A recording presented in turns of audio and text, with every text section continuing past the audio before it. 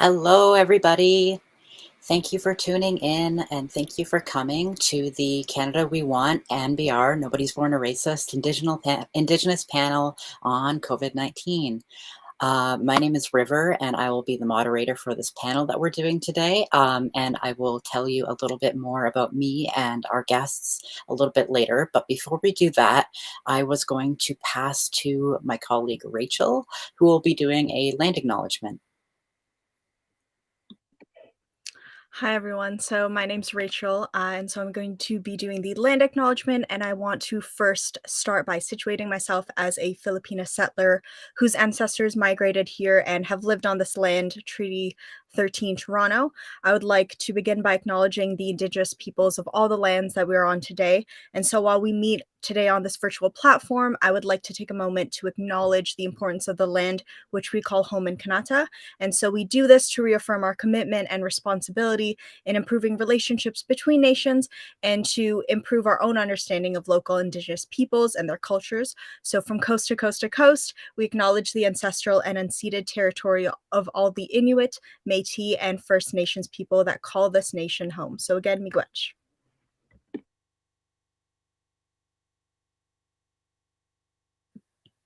And now I'm going to pass it to my other colleague, Mowahib, who's going to tell us a little bit more about the NBR project. Hi everyone, my name is Mowahib and I'm a co-lead for the NBR project, and I just wanted to say a brief word about the Indigenous panel that is a part of our larger NBR initiative. And so NBR is the Nobody's Born a Racist speaker series, which is a 12-month project that engages over 600 Canadian youth that are aged 12 to 29 in a national movement to combat systemic racism.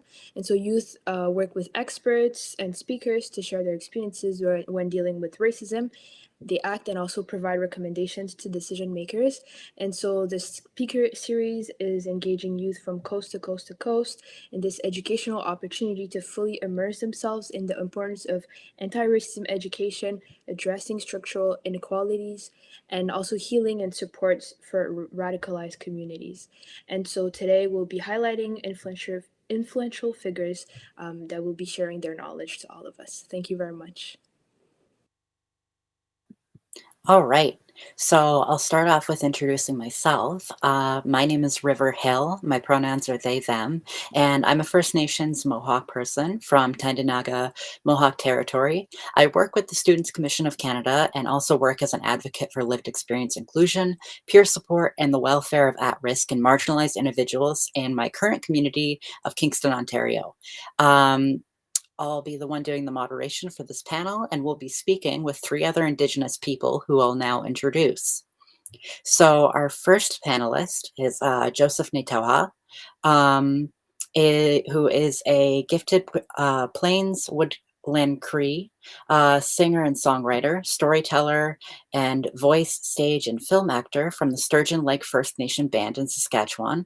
As a child, Joseph was influenced by his grandfather's traditional and ceremonial chants, as well as the sound of the fiddle and guitar.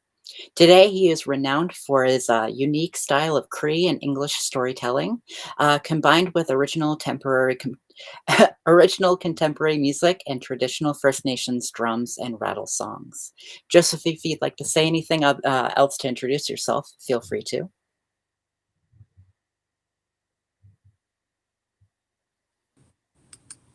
Very well done. Thank you very much. Thank you very much. Let me just get some things straightened out here. I can see my picture, so I can see you. It's you and I here on this picture. Awesome. It's just you and I on Zoom. Okay. So if that's okay with you, I'm going to introduce the second panelist, who is Amanda Kennedy. Amanda Kennedy is a Haudenosaunee woman from Oneida First Nations of the Thames and Bear Clan. Amanda is the granddaughter of Indian residential school survivors and a colonized, marginalized, traumatized Indigenous youth of yesterday, who grew up in the city of London, Ontario and Toronto, Ontario. Today, Amanda is an Indigenous woman innovator, serial entrepreneur, community activist, consultant, educator, and a business coach and mentor for Indigenous youth, women, and men.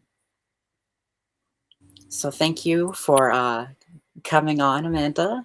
If you don't have anything else to add to your bio, I'm going to introduce the third panelist. Last but not least, we have Kaitlyn Wilcox.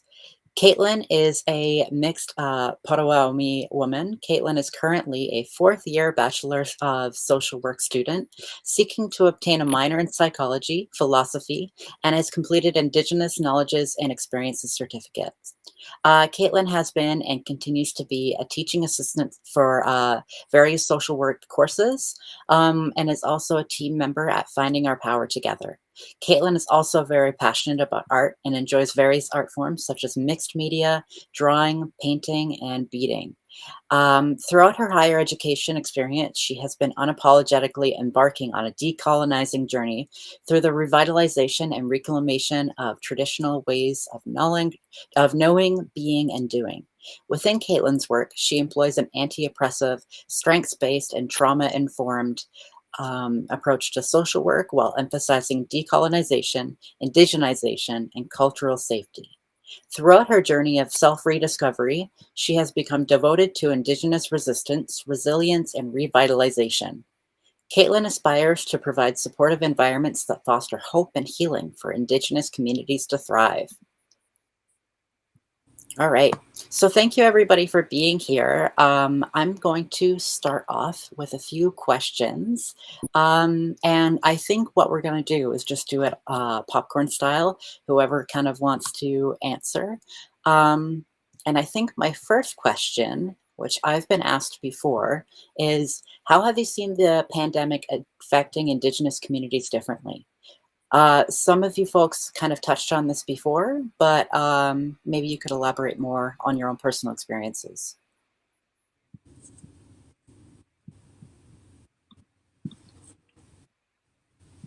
I can start, I guess. Sure. Yeah, thank you, Robin. That's a good question. The For the most part, our people are quite obedient, and lockdowns have been observed. We always came from a position of trust within this government, even though there been so much distrust over the years. But we always trust, the decision of our chief and council, and so they've taken measures to follow the laws within Saskatchewan here and Canadian laws, the dangers of it. So nobody wants to. There's been a lot of deaths in our communities, and so there's been a lot of grieving and a lot of supporting on social media to people who experience loss, and it's a lot of people that are really close to me, next to me. And my family, myself, we have one or two, one anti-vaxxer, and we can't force anybody to do what they don't want to do. So we just make sure that they are observing washing of hands, wearing masks, that sort of thing. Ceremonies have continued, even though you might not hear about it.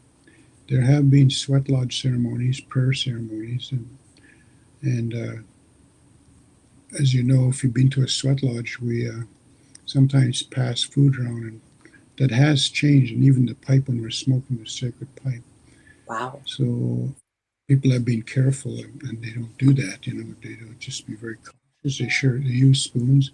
I was in a sweat about a week ago, and so we're constantly sort of informed what's going on the planet through our own method of accessing the spirit world, and asking questions, or people that are wise and gifted, elders that lead these ceremonies, they're very cautious. In the beginning, it seemed to be much less caution. We'd have lost some people who actually went to ceremonies and gatherings. Yeah, you've But kind things, of realized the realization of it, right? And all of yeah, those like little tiny changes, like it's not big, but it's those small little changes that really you don't see it. It makes it a little bit more comfortable, but it's still different ways of doing things that have been very traditional in our families and our communities. yeah. So that's my take on it Yeah. so far. Does anyone else have anything? I can add a little bit to that.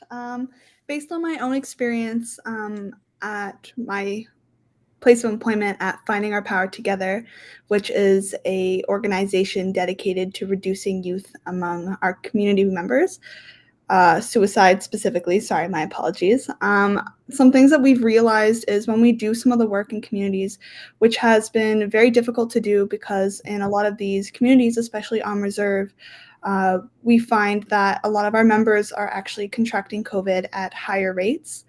And even talking about trying to access services, as I'll talk a little bit as well, is accessing services to engage in cultural revitalization and cultural resurgence. It's a little bit difficult to do in online platforms, and a lot of our youth, and even with a lot of statistics that show, having access to technology is something that's very difficult for people, for Indigenous urban folks, and for people on reserve. So when it comes to engaging in those practices of reclaiming our knowledges and traditional ways of knowing, being, and doing, it's a little bit hindered because we can't really go into community as often as we would like. And it's very difficult for us to even engage in land-based teachings, which is very, very sacred to our communities. It's essentially like injury to land is an injury to spirit. So just that's a little bit about how I've seen COVID impact my work with youth and just working in community and within urban folks as well. Thank you. Um, yeah, I kind of relate that back to like, again, the access to technology, the fact that it's expensive. It hasn't gotten any cheaper. It's harder to find service. Like at least like I remember as a youth being on the res, and getting rides. And there's also that gigantic social need, especially as a youth, with going to school, talking with friends and the feeling of isolation, being on reservation and also just like anywhere really. I can imagine it's tough for so many communities, whether it be elders or youth or anybody. Um, so I think I'm going to move on to the next question, but I completely forgot my first time moderating. I kind of wanted to give everybody a little bit of time to kind of speak on their experiences. Um, I know we're doing things a little bit backwards, but how about we go around the table? Let's just say this was a warm up. How about we go around the table? Maybe I will start with Kaitlyn, and we'll do a little. You can just do a little introduction, or just say whatever you feel like saying. Yeah, sure. I guess I can just kind of go into a little bit more. I've been doing some research specifically with Indigenous communities and getting access to services. And within this year in 2021, 73% of urban Indigenous residents were concerned about affording high-speed internet at home in Toronto. And comparatively, 52% of urban Indigenous youth struggled at home with completing homework and tasks because there's no access of a computer. This is relatively high for urban Indigenous folks. And just to think that even on reserve, like these numbers are completely exacerbated and compounded with other issues that also arise within community.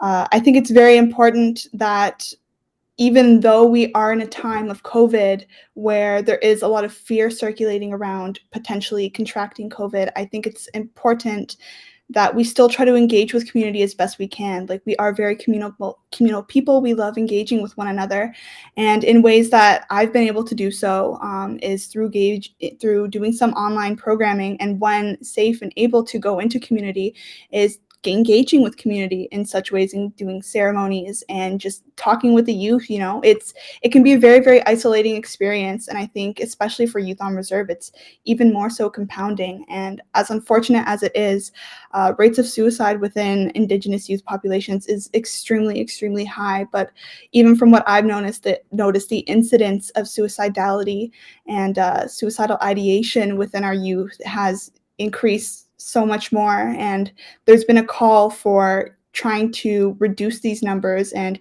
just trying to get into community as much more as we can. But unfortunately, with the restrictions, it's just so hard to reconnect with our community and our family and our ancestors in the land.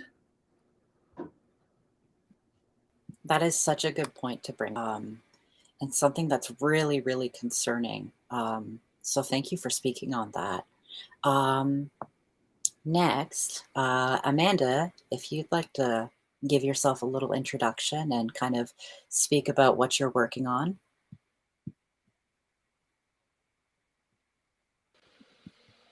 My gifted English name is Amanda Kennedy. My gifted spirit name is Gawasanahawi. I'm from Oneida First Nation, Onyadaaga, and Omakawali Bear Clan. I am the founder of two different social enterprises. So the one social enterprise I own and started up in 2016. It's actually 6 years as of the 26th. Is called Yotani, which means it's growing language. And Yotani is a gift for the youth of today, but it's what the youth of yesterday needed. So I myself am resident. My grandparents are residential school survivors. Didn't grow up with my culture, my traditions, ceremonies. Didn't grow up with any of that. And being an urban youth and on the streets, my peers and I struggled a lot, dealing with a lot of racism and struggled with our mental health and not understanding what residential schools were. We struggled with trying to find ourselves, trying to figure out, why we didn't feel right in certain situations, and also trying to make sense when treated us so awful. We didn't understand why everyone was always attacking us and why we were never welcomed anywhere. So on my own healing journey, I had to teach myself a lot. I had to find my own belief system. I had to find culture. I had to find connection to Mother Earth and all of creation. And when I started building on those connections and sitting with that darkness, sitting with that trauma, and working through that trauma, I learned a lot. So I developed a social enterprise called Yotani that offered the supports, the programs, the community, the teachings that us and any Indigenous youth that need, because a lot of us are coming from that same story and that same disconnection. And so through that journey, trying to get these supports into my community, I ran into many barriers, again, being an Indigenous, the same barriers I ran into as an Indigenous youth, I'm now running into as an Indigenous woman entrepreneur.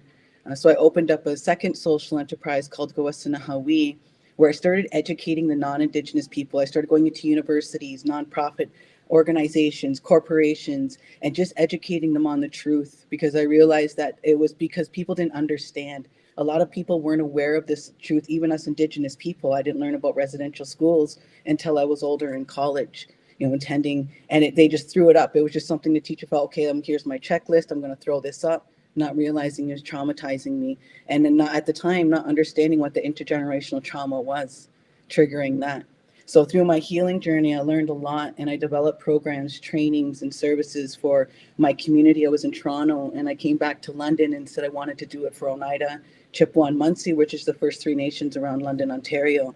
And I came back home and said I'm gonna work hard at building up these businesses, because it's the programs and supports that our people need to do the healing from intergenerational trauma, to reconnect with culture, to get that connection with community, to get the teachings.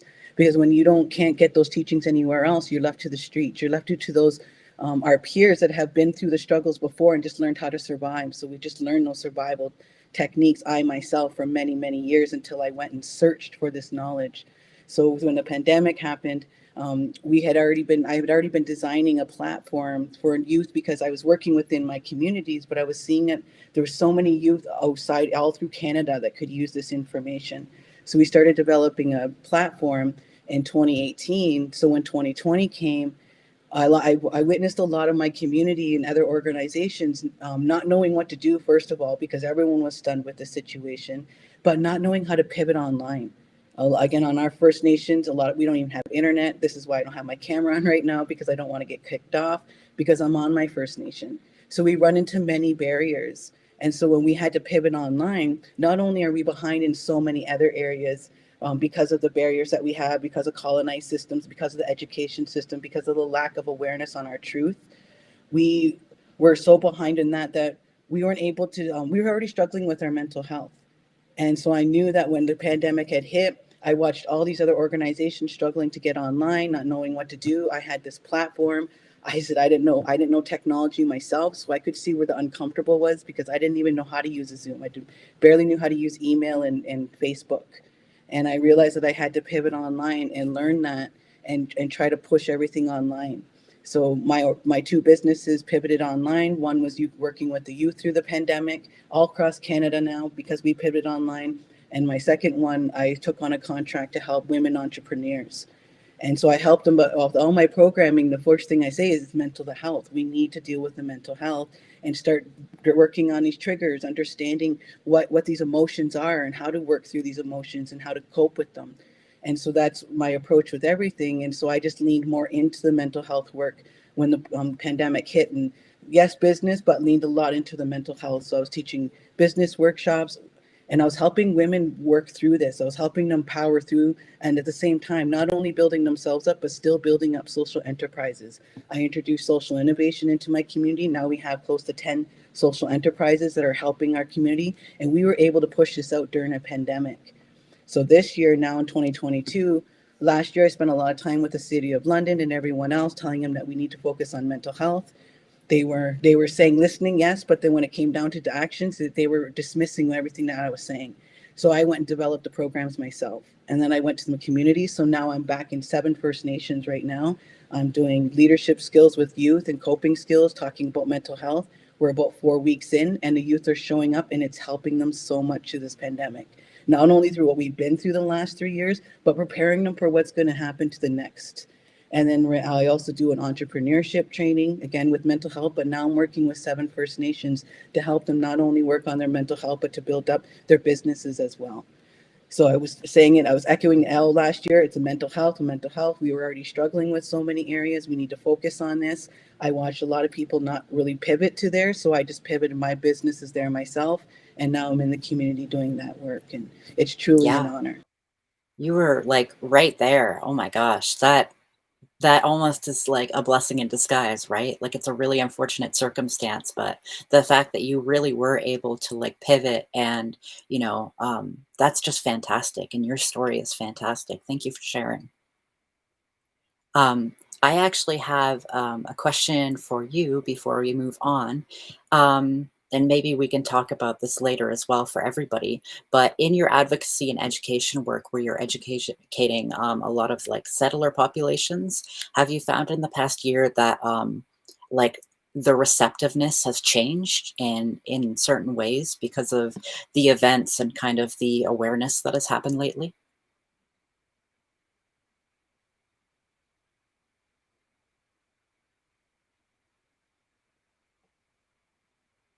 If you oh Who's is that for who? I was gonna ask Amanda, but I'm happy to listen to anybody. Oh, Go ahead, sorry. Yes, I Amanda. wasn't sure. Yeah, Oh, one thing that I noticed, especially with the, oh, sorry, especially when the racism movement happened and everyone was really getting into racism, a lot of people thought that Indigenous people and Black people and the BIPOC people were going to be, oh, yes, they're finally having these conversations, but they were having the wrong conversations with the wrong people. So I noticed yeah. with through my advocacy work that I've really had to speak up a lot and say, quit having these non-Indigenous people having conversations about Indigenous issues, our Black issues, or don't bring Indigenous people in to talk about Black issues, or Black people to bring in to talk about Indigenous issues. You need to go to those people and get the right source, because when you're trying to come up with solutions and you don't have the right solutions to the problems, you're not coming up with anything. You're just really taking all that time and energy, and then you're coming to our communities and saying, here, we have solutions for you, and when they don't fit us, or we don't understand what you're trying to do, or we don't trust you, they turn around and make it look like we don't want the help. They turn around and say, okay, well, we tried, they don't want the help. No, we want you to start giving us that funding so we can use it in our communities. We want you to start bringing us to the table so that we can start telling you what the issues are and our story, so that you can have a better understanding. So I've been doing this work a lot, and I notice that more people are coming to the spaces, but there's still a lot of people that are coming to one circle, and then they're walking away and thinking that they can go and hold their own circles now, and that they can do Ooh, anti-racist work. And if they did that, then they haven't heard the truth. There's so much truth and so much truth to work through before we can get to reconciliation. And so many yeah. people are just thinking, okay, what's the check mark? And I think that's where a lot of people are thinking, oh, more awareness is coming. We're talking about Indigenous issues. And then when deciding when the children started being found, like more people wanted to get involved. But at the same time, it was like a phase. People were Yeah. talking about it, and then everyone stopped and we're like, hey, we don't get to turn this off. We don't get to walk away from this and, go to our privileged homes and take a break from this. We have to live with this truth every day. And that's why our Indigenous people suffer so much. Again, Yeah. because their services and supports aren't out there, because they're all based on colonial systems. And the colonial system is set up to kill the Indian mentally, emotionally, physically, and spiritually. And so these systems are just continuing to do that. So yes, people are trying to become aware, but they're not really wanting to get into that deep work. They don't really want to like get out of their comfort zone and really hear the harsh truth. And that's where you need to start the healing work. You need to hear that harsh truth. You need to work through those emotions and then share that knowledge. And then the more awareness that can come, that's where the changes can come. So I've learned that people want to have that conversation, but it just made it more difficult on the Indigenous people, the Indigenous leaders, the Indigenous educators, the advocates. It made more stress on us. And a lot of people, again, were patting themselves on the back thinking they're doing an amazing job, but really Yeah. their impact is different. Intent and impact are two completely different things.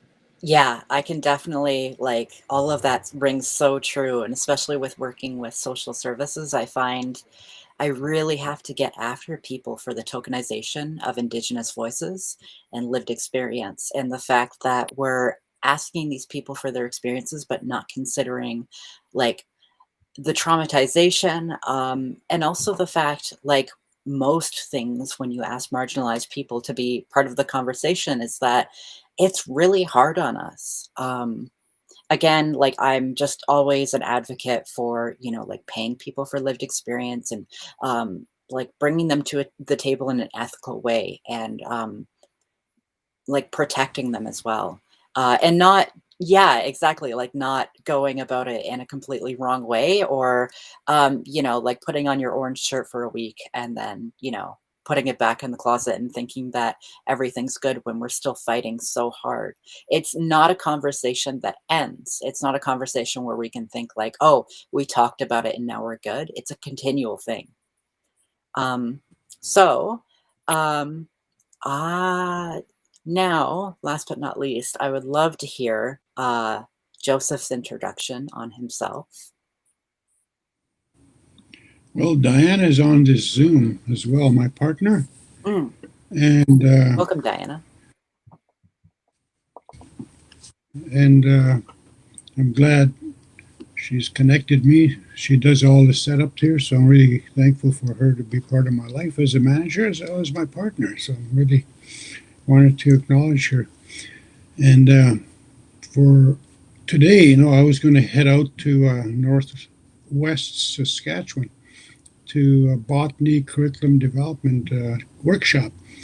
And all of a sudden, this storm blew in, and our curriculum expert from PEI was stranded in Montreal. Now she's in Toronto, and now she's going to be in Calgary overnight. So I'll be going there tomorrow. Thank It's quite goodness. the You wouldn't trip. want Oh to my go. gosh. You wouldn't want to go. You wouldn't want to go. Yeah, you wouldn't want No. to go. Today, I wouldn't want to go. The roads are blocked. The highway's closed northwest right now to the next town, which is an hour and a half away. Mm. So I'm busy with Zoom with university to a few universities as well as several other different clients. So I was going to add something there. Ceremonially, as I was talking to you, we're still doing that sort of thing. And in regards to listening to Amanda and Kaitlyn, the work that you're doing is really honorable. It's beautiful that you're doing that work as our youth are struggling. And we're a part of that. I'm a part of that, the intergenerational trauma that you're experiencing, and I apologize to you for that. And my own kids. I'm not that close to my own children. My own, they're in their 30s now, but I'm just developing a slow, gradual relationship. Same with my mother. My mother and I were separated several years, for 15 years. And when I finally saw her, we were just like friends or strangers, but I knew she was my mom. And now she's 88, and we developed kind of like a really close, loving friendship and mother and son. You know, we don't really use the terms. You know, Nikosis is the term for son. Nikawi is a term. I call her mom. You know, I call her mom, straight mom. I don't really use the Cree word, but those are things that are returning to balance in my life. You know, as I sit here and listen to you and what's happening around my life, and I guess I just take it a day at a time. I've meditated for many years. I'm also a lodge keeper, so those are the things I'm looking after. I'm working with a young man right now who's had severe kind of prescription drug issues and maybe mental illness or depression. So it's amazing that how much one person can be off balance. It's just amazing, you know, as a young man, you know, and he's a little older than young people maybe on this Zoom, on this stream here. But I realize how badly there's a difference between, I think, drugs. Drugs have alcohol and drugs. Alcohol has its own way of really causing the body to deteriorate and off balance, you know, just become alcoholism can really do damage. And drugs, I find them just so really nasty, you know, as prescription drugs now. I just find them so hard they just affect the mind, you know, and the body I don't know, it's just all parts of the body are affected, you know, every organ, you know, but particularly the mind. The mind is just trying to find solutions, a way out, you know, and it's like, how does one work with that? And for us, you know, ceremony, chopping wood, gathering stones, those things are the basics, you know, that's one way, you know. But that's what I'm doing these days. So just a little update on where I'm at here, where I'm sitting here in Saskatoon, Saskatchewan. That's the kind of work I do. I'm not retired yet. I'm still very busy. Diana can attest to that. Extremely busy. So thank you for listening. Absolutely. That's a wonderful story. It's so good that you're reaching out to others, especially with the journey to recovery or just the journey of survival. I think a lot of us here have felt that, where we've felt just the need of survival, right? Um, Yeah. yeah, that's fantastic. I know as a youth, I was homeless and there weren't any resources in my area. Even going to like an Indigenous prominent school, it really felt like all the doors were closed to me. So I think it's really fantastic that there are people out there who are really caring for the youth in so many different ways. That's fantastic. Thank you. So, Yes. yeah. So, moving on, thank you everybody for sharing. I think that this ties into our conversation a little bit that we were having before, but I wanted to know what advice can you give to allies who want to take action but don't know where to start?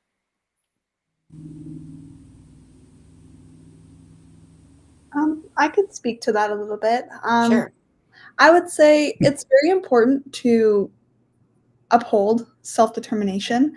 And when we look at various wampums, you know, the emphasis on non-interference, peaceful coexistence, mutual respect, just upholding those values and realizing, even just when we talk about treaties, that at the end of the day, whether you're Indigenous or if you're a settler, we are all treaty people.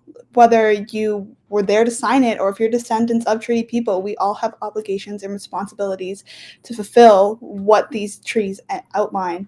And I think it's very important in terms of self-determination that we allow Indigenous communities, Indigenous voices, Indigenous youth to speak on what they need and let our voices actually be heard. Because a lot of the legislation that we look at or the decisions that are made for Indigenous communities are made for them by other people who aren't involved.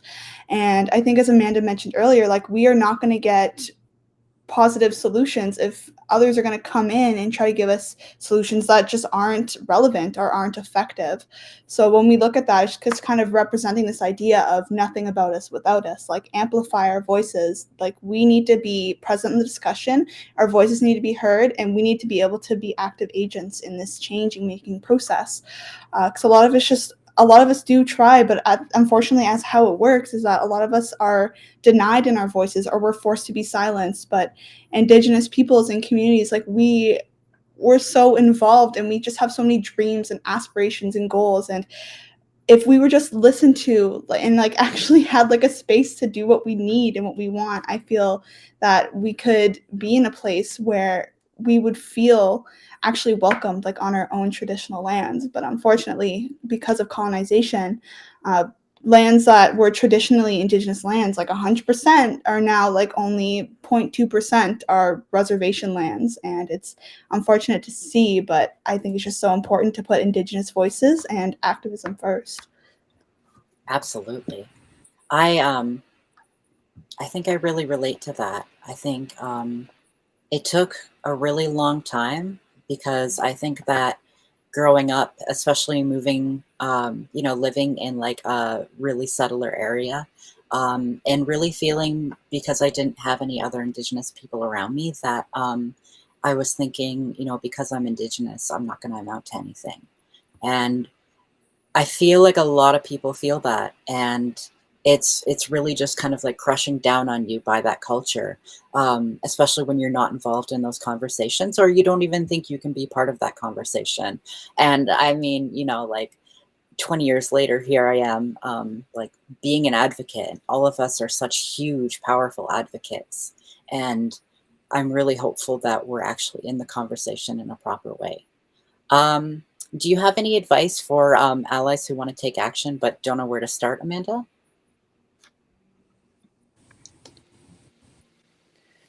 That is a great question, and I'm glad that a lot of people are asking that question right now, because they're all feeling overwhelmed and thinking, what do I do? Where do I start? And a lot of times, especially with Indigenous leaders, we're so busy trying to help, and advocates, we're trying to help our community members and help ourselves get through this, our families, that a lot of us are saying, please don't come to us right now. We don't have time to educate you. We don't have time to put all that, because our time and energy, if we take it away from our community, then it's a community that's going to hurt. It's our community that's going to affect it. And so there's trainings out there. There's a lot of Indigenous authors out there. There's Indigenous podcasts. So it's doing that research yourself. I know a lot of times you kind of just want the easy route, and you want to say, okay, well, just tell me the list, A, B, C, D. But this is not a linear experience. This isn't something where you can go A, B, C, D. This is something that it's gonna be an inner work as well. It's gonna be a learning and healing journey. And when you hear from our elders, and you hear from our knowledge keepers, and they are helping people on their learning journey, they let you know that this is like a lifelong journey. You're always going to be learning. My grandfather, who was a residential school survivor before he passed on, one of the best teachings he had given me was telling me to keep learning, and keep learning and healing and growing. Never stop. And the more you learn and heal and grow, the more you become, the more you can do, the more you can help. So don't ever put a limit on that. And so in my healing and learning journey, I know that this is something I'm going to be on in this lifetime. And I'm excited to see what I can do with this journey. But I know a lot of us get overwhelmed and think, okay, well, how can we dismantle this whole system? It's been like it's been 600 years, since the 1400s, since all of this has really started. So That's a we big get challenge. overwhelmed with that. And I think we just have to learn that we need to do the inner work. We need to start just learning. We got to get out of our comfort zones. We got to realize that there's a lot of truth, a lot of truth. When I go tell my story, I'm one of like millions of stories that need to be heard. So you can't hear one or two stories and think, you got to keep doing the research. You got to keep learning, but you also got to do the inner work, because we're always talking about outer work in the systems, but the way that things are going to change if we start doing the inner work, if we start opening our eyes, if we start trying different things and start being innovative and learning and healing and growing together, that's where real change is going to come. So as allies, when you're starting this journey, it can get overwhelming, but it's overwhelming for us Indigenous people too. We don't even know all this truth. So it's a hard journey for everyone, and you got to be mindful that we don't know everything yet. So a lot of people come to us Yeah. and say, well, I know this and this, but we're still learning that. So be mindful of that. Step out of your comfort zone, do their inner work, and keep working on yourself. And most of all, take care of yourself while you're going through this, because your mental health is so important.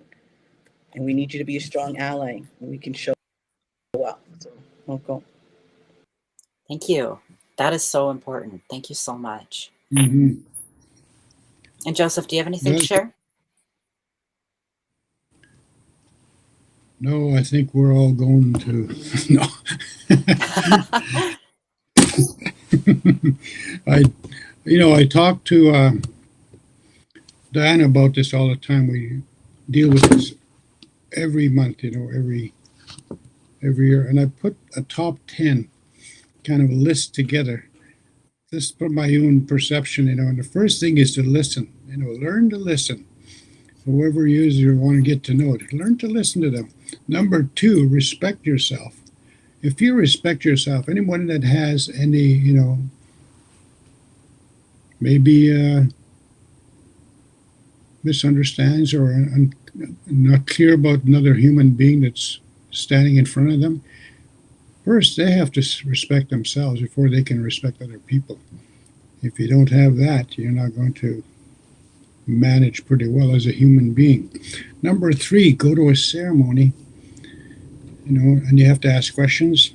What ceremonies can I go to? Who can I ask? And there's a lot of elders that are out there in friendship centers, in First Nation, like tribal councils. There's plenty of information online. Number four, write down how you're an ally warrior every day. What are you doing every day? Number five, greet an elder using their language. Dan sin emotion, dan sin okum. How are you, grandfather? How are you, grandmother? Dan, just learn this basic introduction. Just like, for example, Zinyan Kwailo, Happy New Year this year. Number six, take a gift to an elder. Food, whatever it is, a coffee card if you come to my place, from Starbucks, that would be really appreciated. Adopt a Cree. I'm Cree, or I'm Nihio, adopt Oneida, adopt Haudenosaunee, adopt Ojibwe. So, number eight, learn a song, story, or dance about the earth, a welcome song, an honor song, a love song. These songs that you can learn from people. Number nine, learn to pray in an Indigenous language, depending on what treaty or Indigenous territory you're from. Number 10, invite an elder to breakfast or dinner just to visit. No reason necessary, but two or more people enjoying a meal and light conversation. And that's the foundation of developing relations, is just visiting. Kiyoki, when we say kiyoki, come and visit, You don't have to have a reason, just come and visit. It's a way of, I guess I added two more. Read a good book by an Indigenous author, for example, Louise Haff, Basil Johnson, Richard Wagamese, Karen Wallace. Some of these are non-Indigenous, and Thomas King, Murray Campbell, Richard Van Camp. There's a Jeanette Armstrong, all these other people. There's recently Lee Merkel, one of our great writers who passed away. And read a book by a non-Indigenous author, Candace Savage, because we have a good friend here who's a really strong ally. She's my sister. She's doing online Cree class. We call it Coffee and Cree, and she's online every Sunday. I love that. 2 hours a week. Cree. Yeah, Coffee and Cree, and just light conversation, and just learning the language. And she's taken that commitment. She's I believe she's German, Candace Savage. What a great name, Savage. That's Candace Savage. We used to be called that. Can't reclaim that. What a great ally. Yeah, you can take it now. So that's my take on it. I love that. I actually, I had to write all of those down because I think they're so important. That is a great list, especially the first one. Listen, actively listen. Yes, I sent it to Rachel. That's fantastic. Thank you. And I also think, even as an Indigenous person, I have a hard time connecting. It's really hard. I've told this story a few times, but I find at the time I was trying to like see like where I can even go to read books or where I can have discussions with people. And in Kingston, our friendship center shut down. I didn't know where to go. There is an Indigenous kind of like support center at Queen's University, but a lot of things were blocked off because I wasn't alumni. And I found that so funny that education about myself um, can sometimes have barriers. Um, but I think that things are opening up a lot more. And I think that even though sometimes it can be difficult, even in periods right now, it is really important to just sit down and have those conversations. When in Kingston, we had a sacred fire that we had for a long time, where we were kind of opposing the statue of Sir John A. and a lot of the treatment. And I got to connect with so many people from so many different tribes and so many different locations, and they all had a story. And I found it fantastic, not to share my own story, but just to listen and learn. Um, and hear people's perspectives. And I think even as an Indigenous person, I find myself also being an ally to, my brothers and sisters, and wanting to just like listen and listen and listen and listen. And I think that that's so important. It's just involving us in the conversation and hearing what we have to say. Um, if that's the takeaway for all of this, I think it's so important. So I wanted to go to our next question, which is, how can we make sure that future reconciliation efforts hold space for an Indigenous cultural resurgence? I'll repeat that again because that was a mouthful. How can we make sure that future reconciliation efforts hold space for Indigenous cultural resurgence?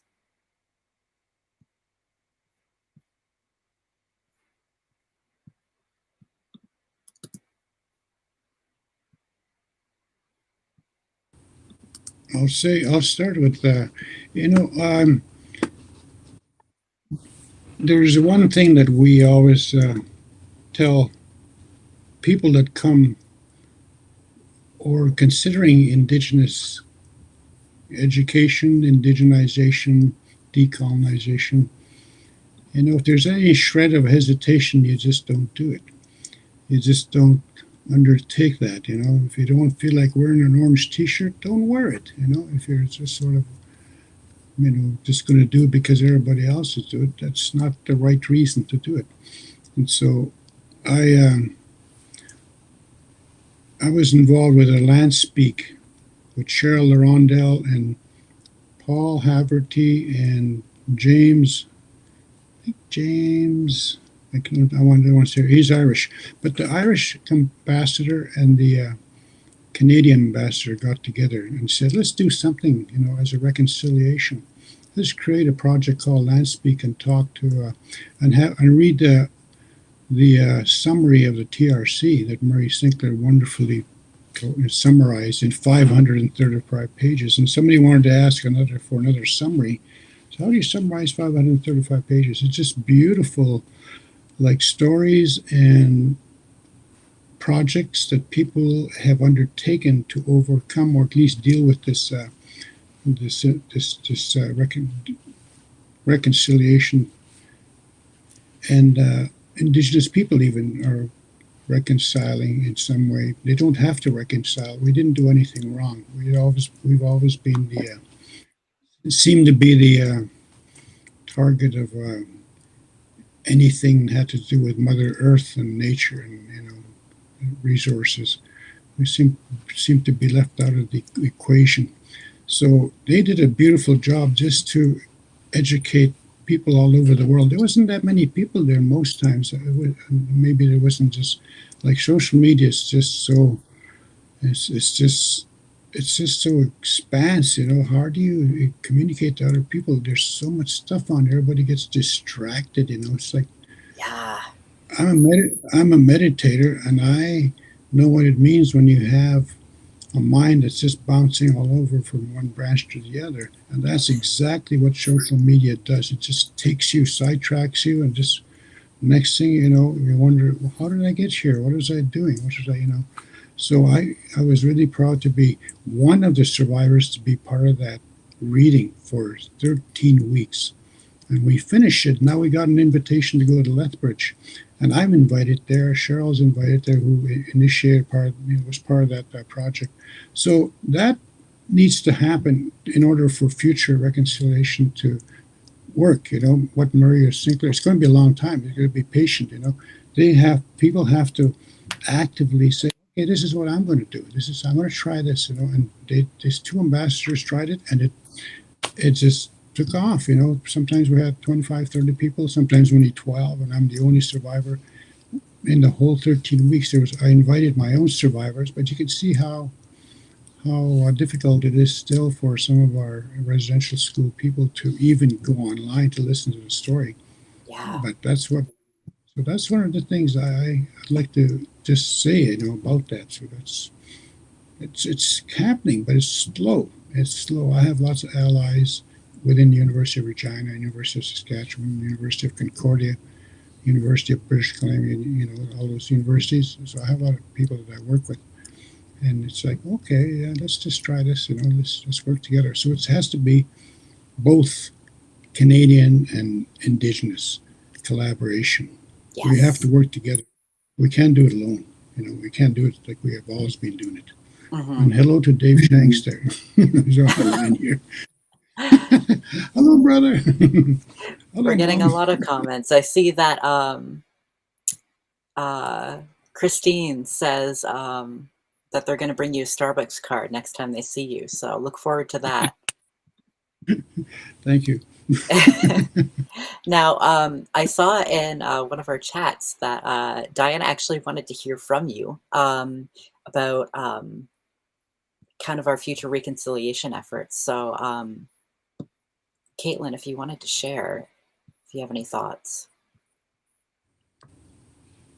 I agree with Joseph on what he shared in terms of it has to be an effort on both parties. And I think that's something that I think we've kind of always, not always, but like we've struggled with as a community should have been with Indigenous folks and with settlers. There's just that big divide between both of us. And if there is such a big divide, it's not like it's going to really progress more further than it should have been. And I always like to go back to the treaties and just recognize that the way that we should be connecting and interacting with one another is through non-interference, mutual respect. And I always like to look back at the two-row wampum, where it's two canoes floating upstream.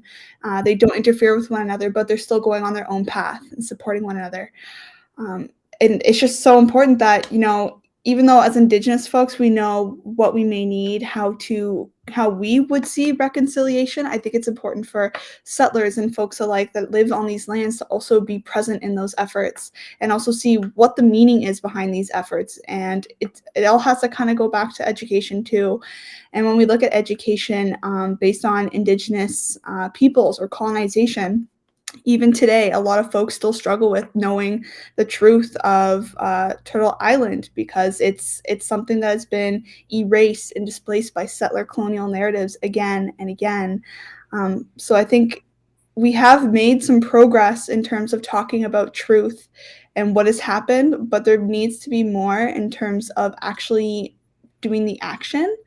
I find that there's a lot of lip service, but there's little action to be done, especially with governing bodies. There's So a lot much. Yeah, they always say, we're going to do this. We're going to work in child welfare. We're going to help with this. But it's like every time it either gets pushed back or it's just perpetuating the same problem over and over again. So like I said, like while some of us engage in like land acknowledgements, that's fine. That's okay. That's a good stepping stone.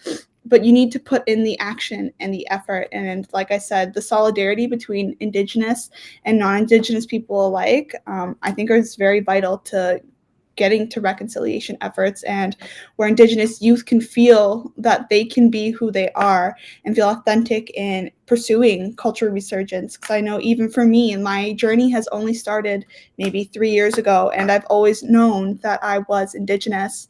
But because of lateral violence and intergenerational trauma, I was always told, don't tell people you're Indigenous. Yeah. And it's not until I realize now that obviously colonization has a big role to play in that. And a lot of it came from fear from my family members of who knows what could happen to me. And just unpacking that knapsack of privilege that a lot of folks have, I think is also important too. But yeah, that's a little bit of my thoughts. I don't want to ramble too long.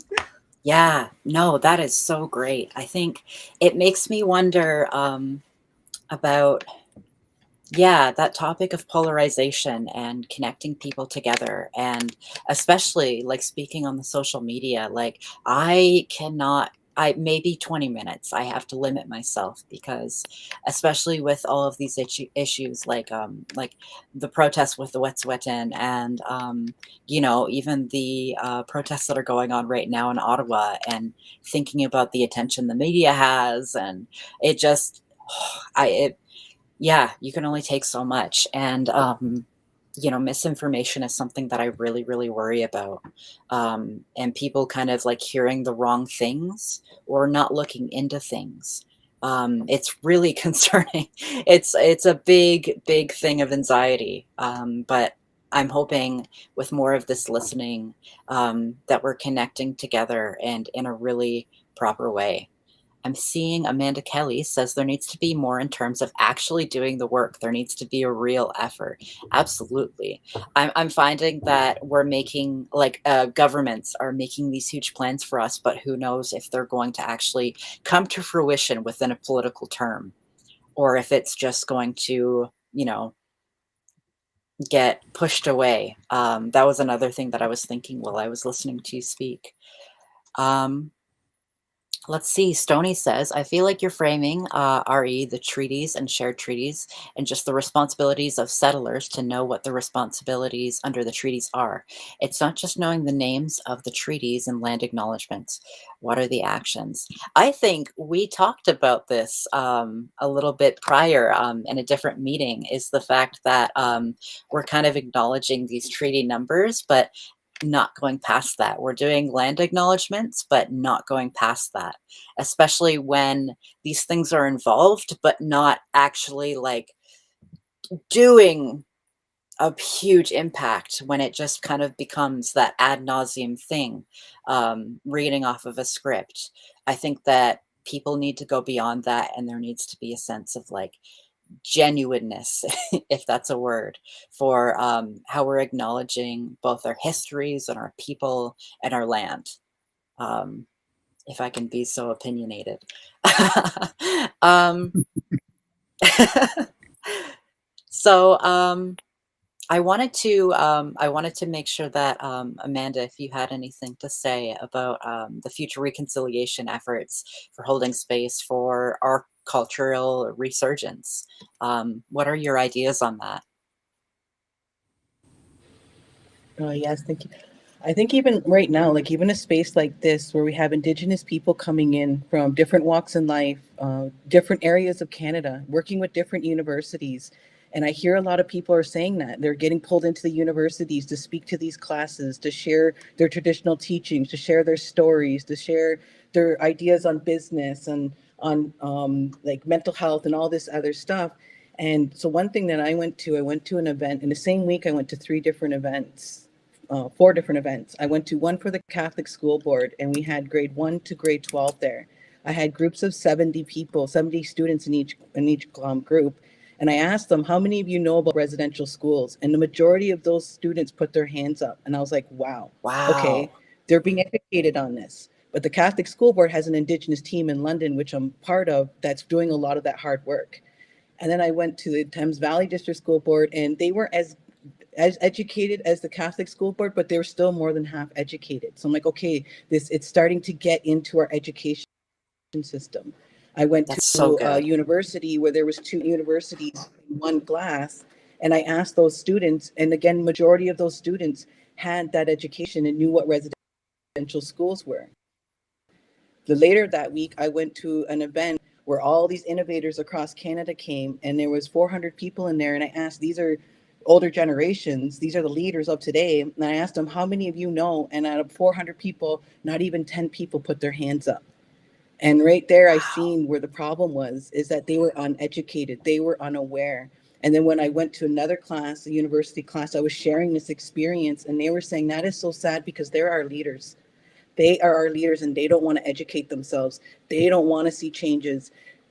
But at the same time, every time I get a chance to talk to students, I say yes, because the more we can educate the students, the more we can educate our youth of today. You are our future leaders, and that's where the change is going to happen, because you're walking into these leadership positions with your eyes open. You are allies. You're challenging the systems. You're doing the work. You've educated yourselves, and that's where change is going to come.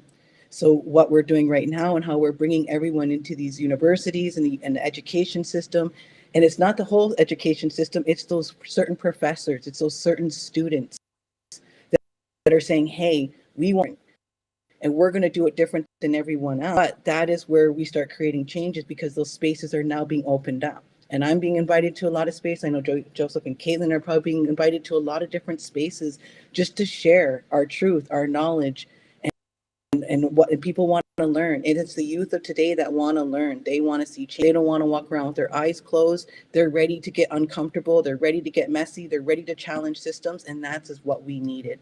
And that's what we need. And so, yeah, our generations today and the youth of today, are the leaders of today, are getting older now, and it's our youth that are stepping into these positions. It's the generations that are wanting change and are educating themselves that are now stepping in these positions, and that's where change is going to happen. So as long as we keep investing in that, and in doing the self work and building up the allies, learning, healing, and growing together, that's where the change is going to come. And again, I think the universities are starting to do a good job at it, and by bringing the people, but it's not the institution that's doing it, it's those professors and those students. So be that professor, be that student that stands up and says, hey, how about you bring an Indigenous leader? How about you bring someone from that community instead of bringing someone that studied that community in? I want to hear from the Indigenous people, and asking for how you want your education, because you have that right. So I think that's what we're doing in the education, and investing in such a good investment. And so I'm very thankful to be here today, and for all those students who are listening and wanting to continue to listen, to learn, and step out of their comfort zone and challenge those systems. Us that are going to make that change happen, and make sure that reconciliation continues. That's so fantastic. I'm actually really surprised with the fact that you're going in and you're actually getting students that are aware and know about the residential schools. I remember in education I didn't learn anything about that, right? And it's something, unfortunately, that like my family didn't really want to talk about, because it's, and things like my dad being involved in the 60s scoop. It wasn't something we talked about. And I think that I want us to be talking about the hard things in education in all levels, and all generations, and students and teachers. We're not just talking about the sweet, nice things, even though, that is, our culture is so, so important. I think it's important that we are talking about the harsh realities of it as well, and making people aware. Because even if it's something that doesn't affect you, it's still something that needs to be listened to. Um, yeah, I don't know if this is like actually a word, but I kind of wrote it down while taking some notes, but just the intention of learning, and how that's changing is fantastic. Um, I see we got like a flood of comments, so I kind of want to read through those. Stony says, this is very heartening, and I am excited by what you are seeing with youth as leaders today. I think everybody here is working with youth in such a fantastic and different way. And it's wonderful that change is already happening, and change is happening in a slow but also rapid pace. And I think, sorry, 2 seconds. Yeah, that is all so fantastic. Now we are kind of getting closer to the end. I wanted to ask, but feel free to talk, talk, talk, talk. Um, I wanted to ask everybody here, what's one takeaway you want folks to leave this panel with today?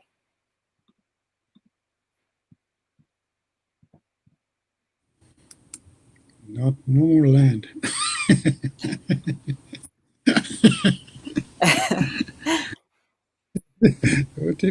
Don't take any more land.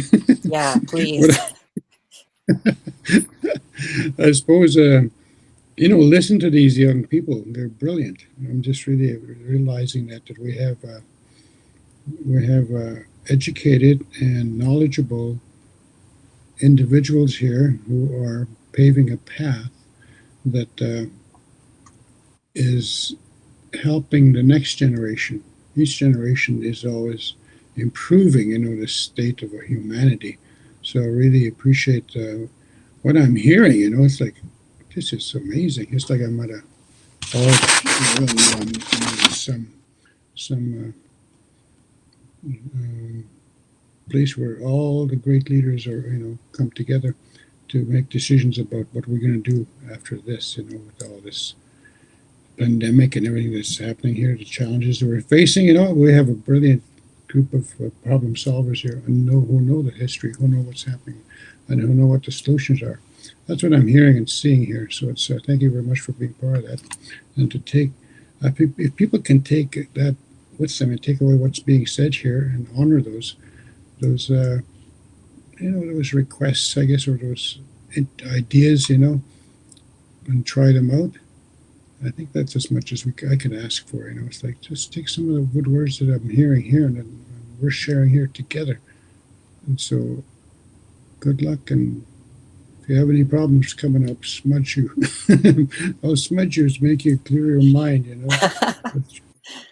That's what I do. Just try to take some of the action on what's being said here. I think it's beautiful, beautiful Yeah. words, beautiful. Do you find that like seeing the newer generations of Indigenous people and Indigenous allies being like more educated and more aware and sharing those stories, does that kind of make you feel like hopeful at all? Yeah, the when some of the students, some of the teachers that are out there, for example, in education, and it has to be at all faculty levels, but it doesn't happen at the business and commerce level so much. I don't see too much in terms of indigenization there. Maybe there is, but I don't see that much. We need to really infiltrate into those areas. Yes. Economic, I don't see that happening. I see it in education in Regina. And those teachers, they're trained for 4 years, they're indigenized. They take classes, they take pipe ceremonies, they go to sweats, they do land-based stuff. And you should see the difference after 4 years. And I once asked them, so do you feel ready to go out there, and how are you going to approach, the treaty, educating treaty out there with the indigenous and non-indigenous people? And they said, very carefully, very patiently. They realize how difficult the history has been, right? How strained our lives have been as a collective here. And to hear that, rather than before that, they were just sort of, working from a vacuum of not being connected to the Indigenous community. It was all just informed, like academic training, right, from book knowledge. And that's not enough. Now No. they're working with elders, they're working with knowledge keepers, ceremonial people. And that's the strength, it's not in isolation. We're not division. They brought it together. They're not divided now. So the training has become more Yeah. holistic, and so I'm You seeing can't that. learn So everything from books, right? oh, you can't. You should see those students. They're like the new warriors. I guess I would call them. It's like even though they're non-indigenous, they're new warriors, and they're not jumping into it. We can educate you about your history and about Canada. It's not. Oh man, it's just that's what I'm seeing. With a lot of young people, this generation is going to make big changes. They're going to fight their own people. Our fellow Canadians, they're going to have to put up a fight with them. Mm. I had one student come to me crying and saying, I tried to tell my parents, but they don't listen to me. They don't believe what's happened to the residential schools. I had to really convince them and talk to them all weekend just to tell them this is what I'm studying, this is what I'm learning, and this is what happened. And they didn't even know, didn't have a clue. So that's a good ally. Yeah. Wow, So thank you. yeah. Amazing. So Amanda, do you have any, well, first, actually, I want to just quickly ask you, I think that Joseph had asked a little bit or like mentioned getting into more of the like economic and commercial side and how that's kind of something that is a little bit hard to like reach, whereas like in social sectors, we're kind of wakening up to that. But what are your thoughts on like kind of approaching like region of, you know? I was a strong advocate trying to really get us some support economically for our First Nations. And I realized that going on my own journey in a nonprofit world and learning about foundations and profit, our different granting systems and different uh, charitable work and all that, where you can get different money, I realized that, again, our First Nations were barriers when we come to that knowledge. We don't know how to think outside of that box. And so I Yeah. realized that it was educating the people. That's what I needed to do. I needed to turn around. And that's why I developed these programs, because now I'm in economic development. I'm working with an economic corporation that works with other First Nations, and it's educating the people. And the most thing is social innovation. Before we were always either profit, nonprofit, but there's a whole Mm. other world out there of social enterprises and social innovation, which we fit in. It's our traditional ways of doing it. Everyone else is trying to figure out how to do this, but this is just our natural ways. So I've learned that coming to the educating on us, we fit in and we see where we can really gain strength and grow in, and it's social innovation. But again, it was educating. We didn't know about this, and I myself didn't learn it until I went through the trial and errors and made the mistakes and had to learn how to develop my own business on my own. And so I had to stumble across that information and realize there's so much knowledge and teaching that we're missing, not only our own traditional teachings, how these systems work and how the education system works and how these monies that are there and the people that are getting the money. And now we're challenging those systems. We're challenging those foundations and saying, hey, stop sending the money over there, start sending it over to us. And that's the next step with economic development and all the First Nations too, and saying, okay, stop going to the government, stop going to these other places, these colonized places to try to fix us on our reserve, and just give us the funding. Let our leaders do that work and let us educate our own people. And that's one benefit that I've had, is that my First Nation said, we're going to take a chance on you and we're going to let you come into the communication in our community and educate us on mental Mm. health, on all those topics that we don't talk about, all those things that we don't talk about. We're going to allow you in here. The community takes it and they want it. They're soaking it up. It's helping them. I'm seeing businesses grow. We're starting to grow in areas now, but it was because we just weren't aware of those spaces. So I think it's educating ourselves and then taking that education back to our communities and educating our people. That's how we can all grow and start thinking outside of the box once we realize there's a way outside of that box. Yeah, and letting us feel ourselves as well, right? Hmm. Yeah. So I wanted to ask Kaitlyn, if you have any like takeaways or anything you'd like to just like share at the end of our panel. Um, I would just like to share that um, as somebody who's recently been working alongside Indigenous youth and in the area that I kind of grew up in, I've never came across another Indigenous youth, and I only learned about my history till I actually came to university, where I go to X University. And it's so inspiring to see the determination and perseverance of our youth, and they're so ready to get their hands on and provide even in leadership. Like when some of the work that I do at Finding Our Power Together, we have a young leader circle where we try to allow like self-determination to foster within these youth groups.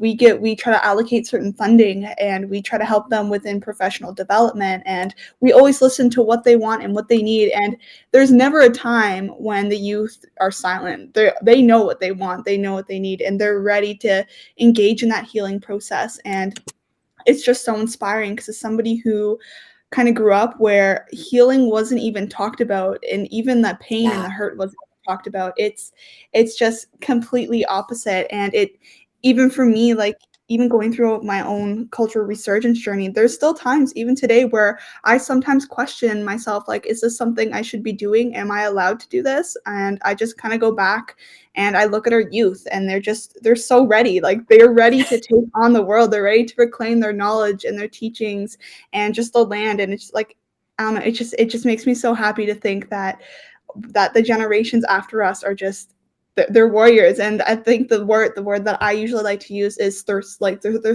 sorry, they're surviving. So like, they're survivors, but they're also thriving at the same time. So I don't know, that's just something that I just really kind of wanted to leave off with, is that I'm just so hopeful for the future with the youth that we have today. Yeah, and the resilience is amazing. It really is. The fact that they're so involved in that, like, to me also as well, that is so good to hear that, there are so many youth that are working together and learning and sharing and educating. That is so fantastic. It's so good to hear. Um, and I think that, yeah, like I share a lot of your experiences learning late, and it not being shared and not being talked about. Um, it's so good that we have these opportunities now, and that these opportunities are going to grow, and more people will learn. It's so fantastic. Thank you for sharing that.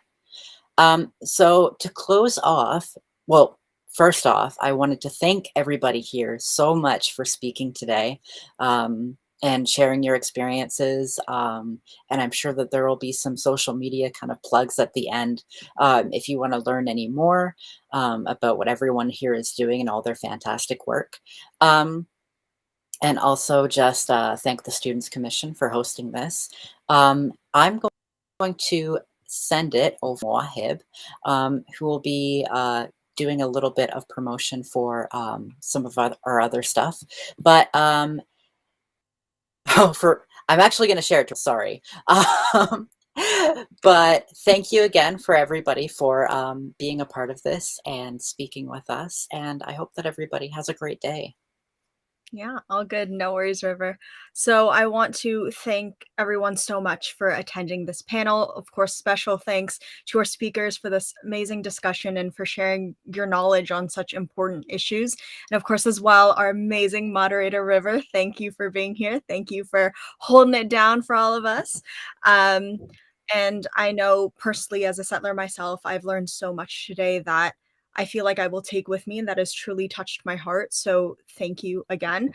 So for folks who are watching right now, as a co-lead of the Nobody's Born a Racist project, and of course on behalf of the team at the SCC, we want to remind you that it is the Canada We Want Winter Regional Week, and it just has started today. This was our kickoff. So please feel free to sign up through the Eventbrite for tomorrow's Nobody's Born a Racist workshop and Wednesday's Sustainable Development Goals workshop. So we have amazing upcoming events. On Friday, it's centered around anti-Asian racism with May Louis. And next Monday is our Black History Month panel centered around next steps, giving insight for allies and of course for Black folks themselves as well. So be sure to check our social medias for all the details of our other sessions. Be sure to sign up on the Eventbrites, and we hope to see you all soon. See you there. Again, thank you so much to everyone for today. It was amazing. I've learned so much. So happy to be here.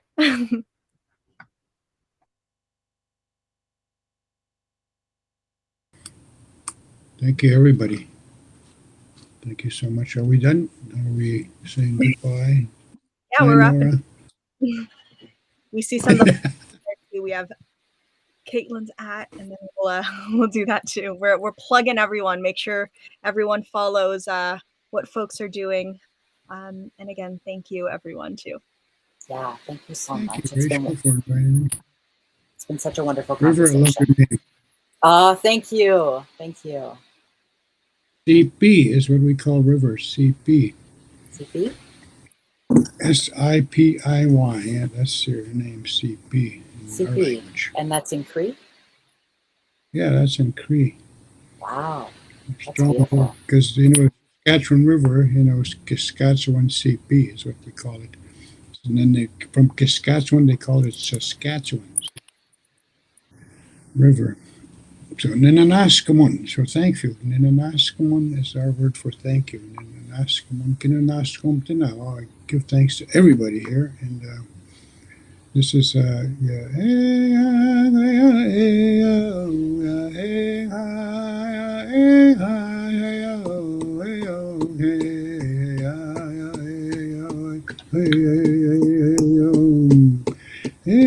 Te papa ta che guapeste moso ga che pogo de sa kawan we oh hey.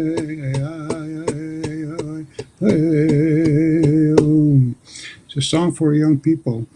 Stand strong. You know, it's done to shout out for joy. So that's all going to young people here. Thank you very much for being part of this and inviting me. Thank you so much, Joseph. All right, so we're gonna wrap up the panel now. Again, thank you everybody, and I hope you guys have a wonderful night. Stay safe, okay? Yeah. Thank Bye. you. Stay safe. Exactly.